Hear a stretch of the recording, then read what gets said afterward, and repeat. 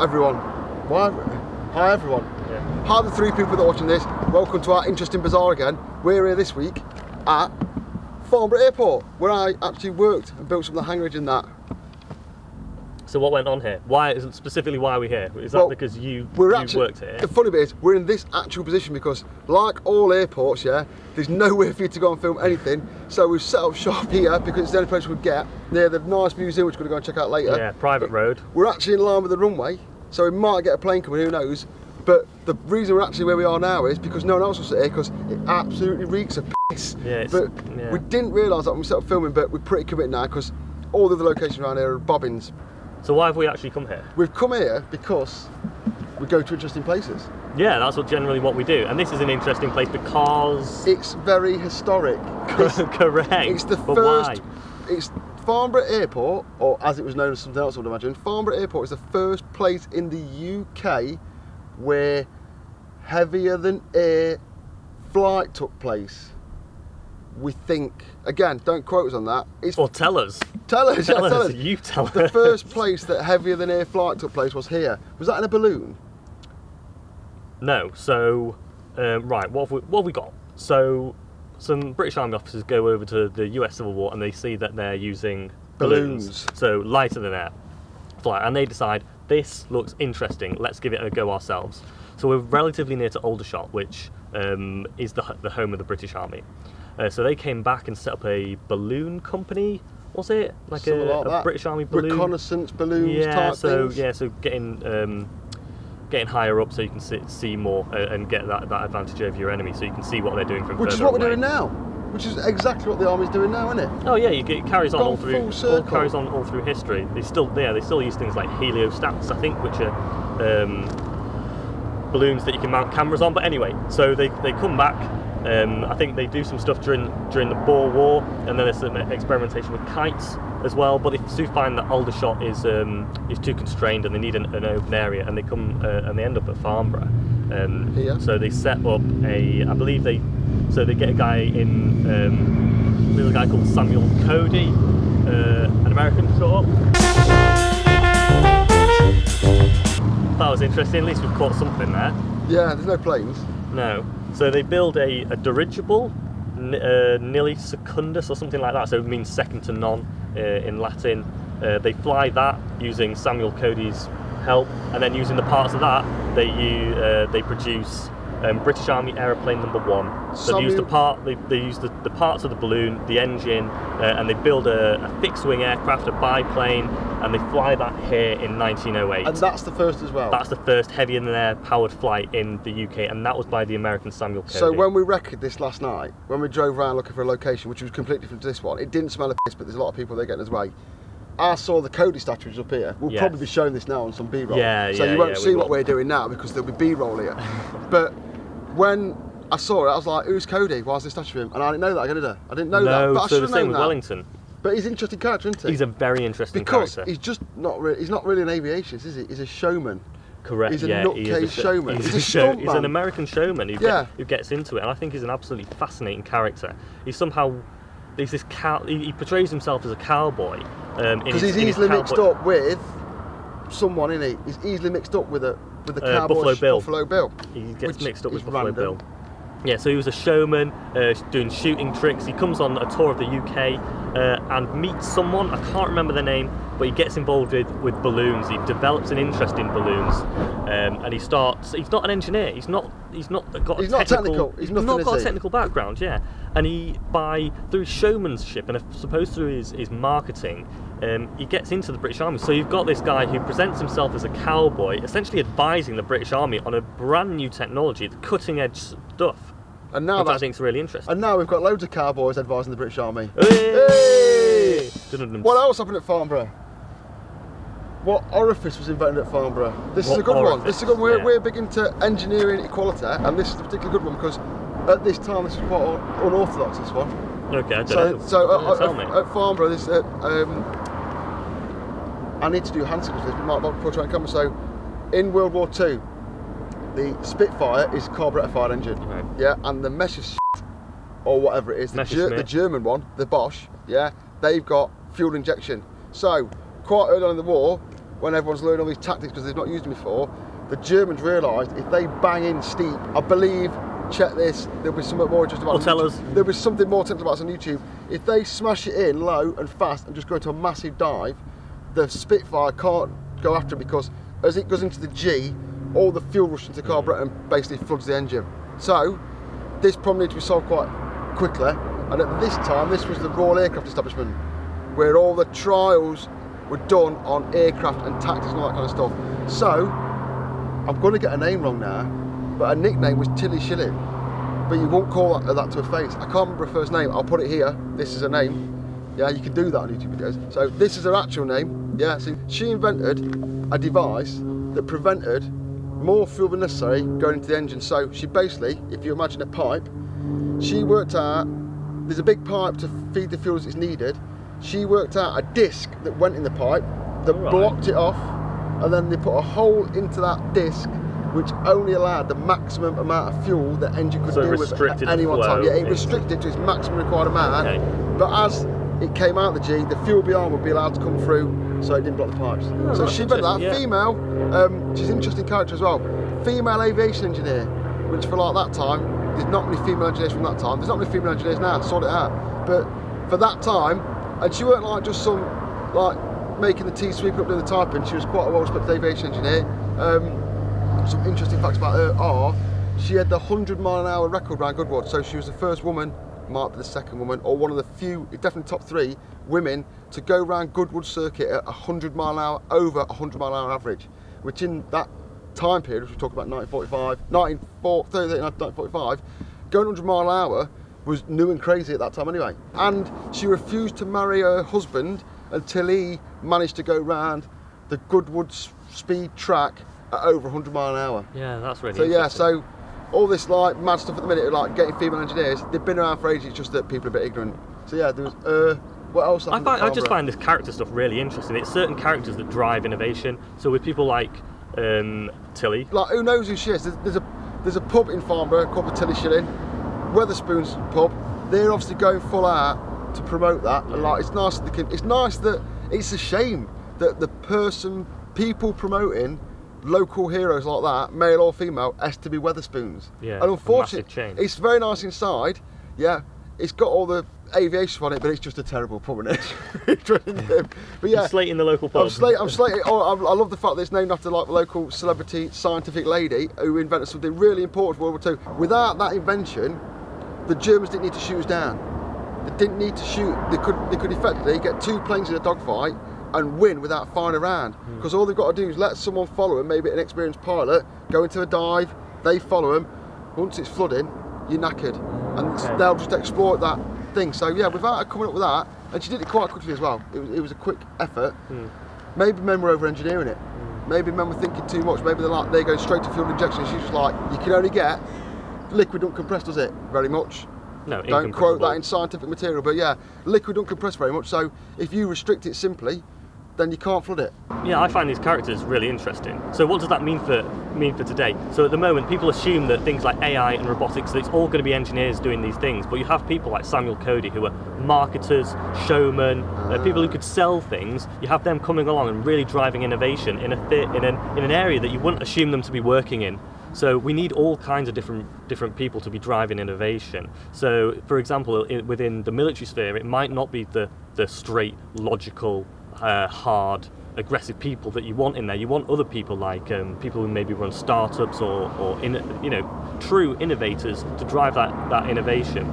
And then in this age of mass media, being able to reach anyone all over the world, you need people with media and marketing skills. You might be a boffin and make all this cool shit, but if you ain't got people to sell it, and market it, and you know, something that maybe I invent, someone else might come up with a completely different way of using it, but it might be a better way of using it. Money makes the world go round. Yeah, you need these salesmen. They all congregated here, so there was a centre of excellence here that people came to. They innovated. Okay, so people this argue is the Royal Aircraft Establishment Farnborough, which we should mention, because we're slipping through this now. So it was the first airfield. We've slipped. Yes. It was the first airfield. No, it weren't the first airfield. There was air stuff here going off here. But then, from being just an airfield owned by the Army and the Air Force. All the British government. And all So that kind of stuff, yeah. It then became the Royal Aircraft Establishment. So the whole area around Farnborough Airport is absolutely riddled with buildings that are to do with aviation now. But originally, this runway, everything was tested here, wasn't it? This is the trials. Much, yeah. Everything's gone down this runway. So. That's what I think. I've seen Concorde down this runway. I've seen Concorde land here. This was it, and this was government owned, and we had all kinds of different government research centres. I want to get bitter about this now, aren't I? Yeah, that's where I want to take it. I just feel like we were developing aircraft. There's something coming in. Something's coming in. Let's sit down. We've actually got a plane coming in. Actually got a plane coming in, so we've cut to this shot just to prove we're at the real airport, look. It's not behind us yet. Oh. Is it there? At the Farnborough Air Show here, every year in like the 50s, it was showcasing only British manufactured planes from Rowe, Avro, Handley Page, all that kind of stuff. So just British planes, it weren't just 1 or 2, it was 10 to 15 every year. In the end, they started bringing in farm planes, but this is where we sold aviation around the world to everyone. We made it here, we built it here, we developed it here. Wasn't it? That they had the test pilots and they were pushing them because they wanted to sell British aircraft. The test pilots were pushing them to the limits in the skies over Farnborough. And what happened? Like, what kind of stuff happened? At the air show, I believe it's got a W name, and it was a prototype, but I think it went on to become the Vixen, but don't quote me on that, do your own research, yeah? So it would have been coming probably right over our heads as the plane just did that come off us. It got to here, they come in a steep dive, because at that time it was completely acceptable to break the sound barrier 15 metres above this runway to woe the crowds. 150,000 people on the airfield, all over it. The only bit of airfield that weren't covered was the runway. The Vixen coming above us, went into a dive, it was propelling itself along towards the runway like this, and for some reason, probably because it was a prototype, it completely broke up in mid-air. Oh, the wreckage and that kind of thing probably landed roughly around where we are, which is outside the airfield, so the main wreckage didn't land anyone. Unfortunately, because the engines were going at the speed of sound, they continued to propel themselves from where we are way into the ground over there and killed a large number of spectators, which I won't quote incorrectly because I think is there a memorial to that there's round a here? Memorial to that round here somewhere. It's also the Pathé footage on YouTube, yeah? And then the most amazing thing about this was they just broke the sound barrier down this runway, they went back to do it again, the engines propelled themselves into the crowd, there was absolute carnage while people were being looked after, ambulances, people being dragged out dead and all that kind of thing. During that entire event, another test pilot took up a hunter and broke the sound wave down the runway again. The show was not stopped because that happened. I don't know if that's good or bad. That's incredible. I don't know if it's good or bad, but it was the 50s. That was the kind of spirit that that the attitude, isn't it? That was it? the attitude, That's just carried on. The the show never stopped. Although the tannoy was saying things about it, the show carried on. He broke the speed record down the runway again. Yeah. But I think it's pushing the boundaries. I don't want to get bitter about this, but I'm going to have to. I think you should. The nail in the coffin. What was the nail in the coffin for the British aircraft industry? Now this is massively controversial. People will. What is your opinion on this? Bounce it off. My opinion on this is that we were better than the Yanks. We were absolutely better than the Yanks. So if we go back to civilian stuff, the Comet, the square window situation on the Comet, which I don't want to dive too into, but we made the Comet the first passenger plane. The windows were square. They found out they kept blowing up in the mid-air. They didn't know why. I think they built a tank here. I don't know whether it was tanks, wasn't it? Where they could built depressurise and depressurise. Yeah, depressurise it. Realised the cracks were forming at the windows. Yeah. Yeah, made the new Comet with round windows, which was a perfectly viable airplane. There's less fatigue, isn't no there? fatigue. At the corners. We learnt the lesson. We paid hard for that, and we learnt the lesson. But we then gave all that data to the Americans. Yeah. Didn't we do the same with the Russians? Didn't we give a load of jet engines to the Soviets? We gave a load of just copied it. Yeah, we gave a load of Rolls-Royce and they were being used in the skies over Korea against the Americans. So we learnt all the hard lessons at this place around here. All the lessons were learnt at this aircraft establishment around here. The learning was all done around here. And then we just gave all the secrets away, sold off the family silver, which I'll probably say a lot in these videos, to other people to make all the money. And then 20 years time, America's bigger, it's got more profit, more money, they pump it all into Boeing, and then eventually it comes around to now where Boeing just keep falling out of the sky, which is a video in itself. Yeah. So that used to be a government research establishment until relatively recently, until it was sold off. I think there's still bits, there's Kinetic, I think there's DSTL still around here, but look around, this used to be a centre of worldwide aviation. Here we are. This was the home of worldwide aviation. And here we are on an overgrown private road that smells of smells But yeah, and then that's just a civilian version. That is just a civilian version. We sold the family silver civilian aircraft whilst the Americans, and then we could do a whole video on this if we could get, if someone would let us into... There's plenty more to come. There's plenty more to come. We could do a whole video on this, but we need to film at this plane, the TSR-2. Duxford. The TSR-2 was a plane so ahead of it. British engineers were building, designing, developing and constructing prototype planes so ahead of their time, the computer power was the only thing holding it back. It just could not keep up. It was trying to do things so fast to take work off the part that the computer couldn't keep up. And the TSR-2, we'll have to do a video on that its own, is that was the nail in the coffin for military aircraft. BAC, was it? Yeah, well, the Americans knew it was going to be far too advanced. They knew we'd get there in the end. So they sold us through some political wranglings, the F-111. Yeah, we said we'd can it. The Labour government canned it, although I don't think it's a government thing. We canned it, and then the Americans canned that. So it never got built, and in the end we ended up with a Buccaneer, which we built ourselves. Yeah. So it's a I'm gonna swear, it was a show. Yeah. And then but it's all down to money. At that time we were losing a lot of money, and we weren't the power that and we still are a waning power. We think we're bigger than we are. We should stop giving away secrets. And we don't have the political or the financial kick to do everything that we used to do. We discussed this earlier. It's all about R&D. It's all about R&D. Yeah. Everything's R&D. If you pump money into R&D in any kind of engineering industry or anything, medical, engineering, the whole if you pump money into the R&D, you'll get returns. Yeah. And this is a prime example of where the government invested money in having a centre of excellence for aircraft engineering here, and we developed some of the best aircraft in the world. As soon as that stopped, it stopped. And then you've got, we'll probably do a video on this at some point in the future, the old Delby test track, which is a British Rail test facility in Nottingham. Yeah. We like trains. They put a reasonable amount of money into that, and we developed the tilting train. TSR, was it? No, I can't remember its name. We invented the tilting train. The tilting train was invented. Advanced Passenger Train, APT. Was invented at Derby at the British Rail Centre of Excellence, and it failed because of one little thing that went wrong with it. They didn't carry develop on further.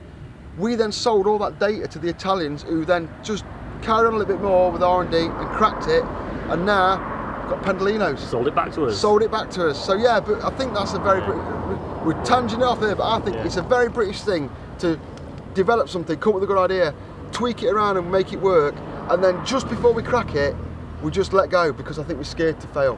Yeah. But I don't think failure's not something we're scared of. But I think we are getting it back. The government in recent years has recognised it, set up these catapult centres where you have academic and industry collaboration, and we'd like to see more of that. I think we should do a video on that. We've kind of branched away from Farnborough. Farnborough was the catalyst for that like to go and explore those ideas a little bit more. If you chuck all the geeks like him in a small space where they can eat and sleep, they will come up with genius ideas. And until we get back onto that kind of track of throwing money at things to research them, we're not going to come up with any new ideas, are we? No, and like I said, with Samuel, and we do need the people like Samuel Cody. We need the Samuel Codys of today to champion AI and make it accessible to people. When Samuel Cody died in an air crash, actually at the age of about 40, because he was pushing those boundaries, I think it was like something like 100,000 people. It was thousands of people turned out to his funeral because he was such a character.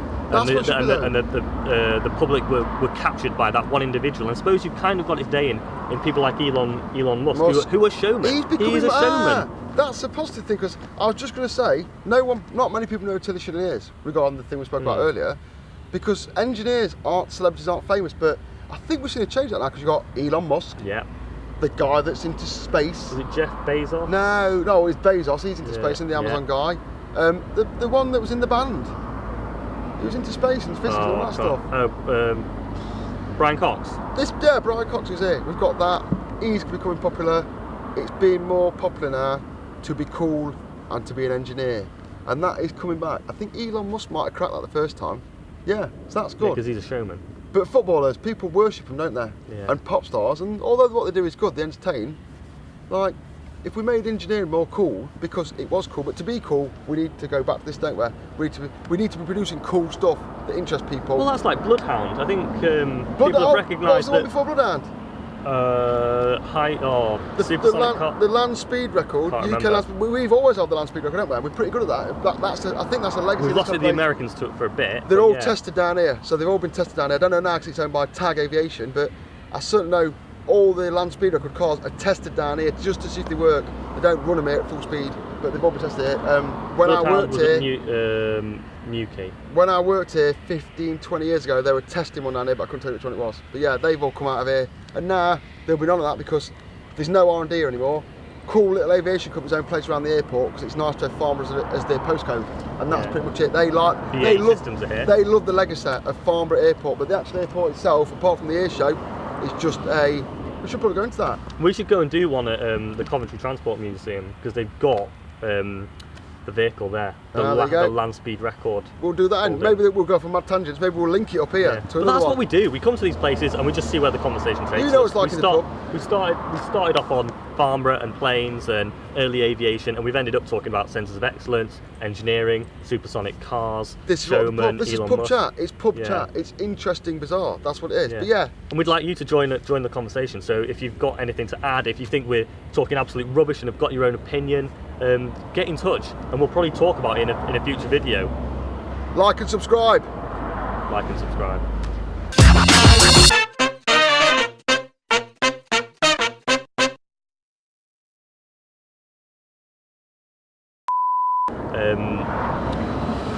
This geezer in this car. What the f***?